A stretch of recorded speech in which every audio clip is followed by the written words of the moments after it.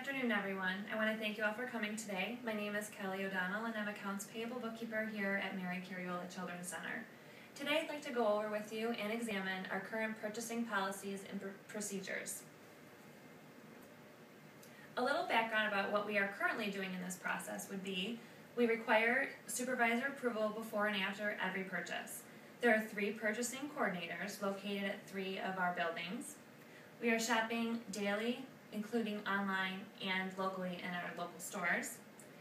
Purchase orders must be used for every purchase, and then when the whole process is complete, everything is forwarded to our accounts payable bookkeeper. Current issues that I see. Number 1 is the time that's spent on a purchase order.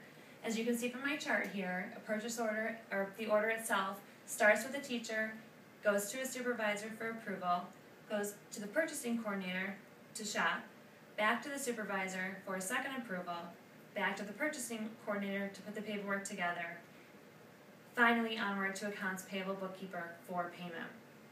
As you can see, this is a very lengthy process.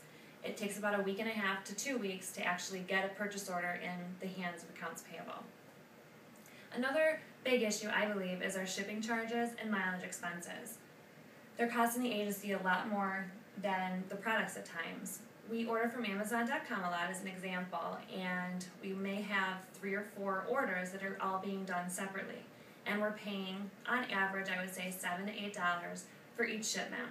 We may be ordering a $4 book, but now we're paying $6.50 to ship the book. So now the product, in essence, has doubled in price. The other issue is shopping multiple times a week. We're paying 50 cents per mile to our coordinators to go out and do our shopping. So if they're each going out on different days, those mileage costs do add up. We also have multiple vendors in our system. Probably, I know actually, over 500 vendors. And we're using them sometimes on one occasion. But the time it takes to make a credit application, to get the approval, and then to put them into our system, I believe, may be wasted time of the accounts payable bookkeeper.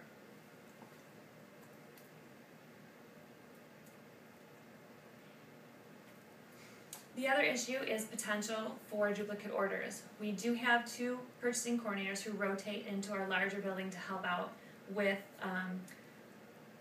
the orders, and at times they have sent in an order after the home base purchasing coordinator has made that order. So now we have 2 items, and we're normally shipping these back, which costs us then in the long run even more.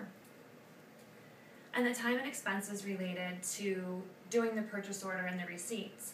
We make photocopies of every approval from the supervisor. So we get the order, make a photocopy, then we get the receipt from the store, make a copy of that as well, and forward everything. So we're using the time to make the copies, but we're also paying more for paper as we're using more. And our supervisors then tend to question the original order due to the time lapse that they have in between making the original approval and getting the receipt back. So they may question our purchasing coordinators and want proof that yes, indeed, they did approve that order originally. So my proposed solution, I believe there are 3 main areas that we can hit that will definitely help to streamline the process. The delegation of authority by supervisors, restructure our purchasing department, and to shop smart. The delegation of authority by supervisors.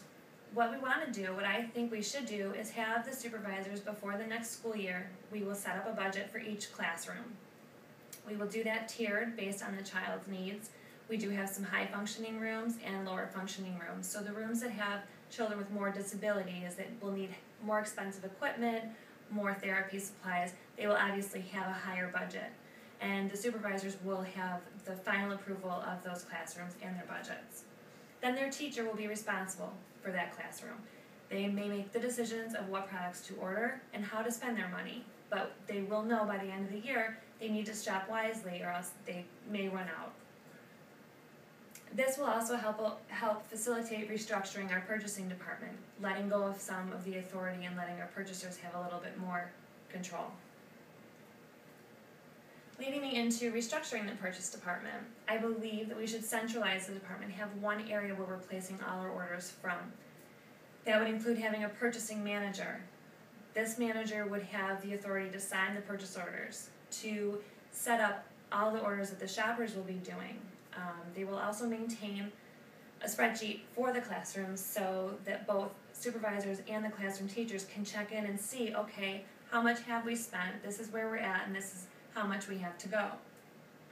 Then when everything's done, this purchasing manager can sign off on everything and forward it directly to the accounts payable bookkeeper. The other two purchasers are basically going to stay in the same position. They're going to shop.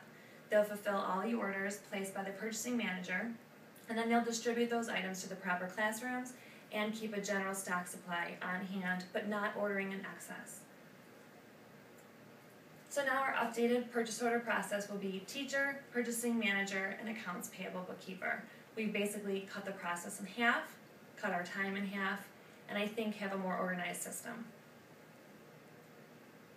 The other issue, Shop Smart. I think we should consolidate our online orders. If we're going to place an Amazon order, have everyone have them together, pay one shipping charge, and keep it all on track. Shop once a week instead of paying mileage to go out 3-4 times a week to random little stores for dollar items. If we have a cutoff day of when the orders should be placed and we say we're going to shop on Wednesdays, we shop on Wednesdays. That way we're paying mileage for one day. Look into a main distributor, someone who carries bulk supplies who will deliver to us weekly and just refill the general stock.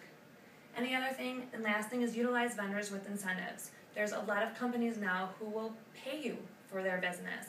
Target offers 5% off every order. They also offer free shipping. There's other places where for a certain amount that you spend, they give you a percentage back at the end of the year. I think we definitely should look into these and utilize these vendors more. In conclusion, I believe the changes to these policies will really help all the staff involved. It will speed up our payable time, and I think it'll decrease the overall frustration of this process. Administrative team can now worry more about costs, budgets, and making sure everything stays on time, and our supervisors can focus more on their classrooms, staff, and most especially the children, which is really why we're here. Does anyone have any questions? Is there additional cost to the agency for this? Actually, for what I propose, there is no additional cost. We're going to utilize our current employees and just kind of change their positions. What is your anticipation for timeline to implement, and how long do you think it will take to implement?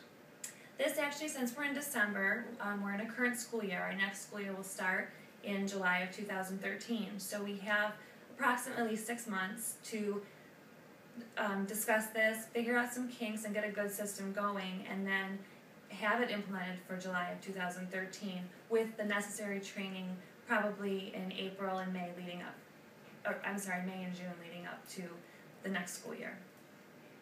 Any other questions? I thank you guys all for coming, and I appreciate it. Thank you so much.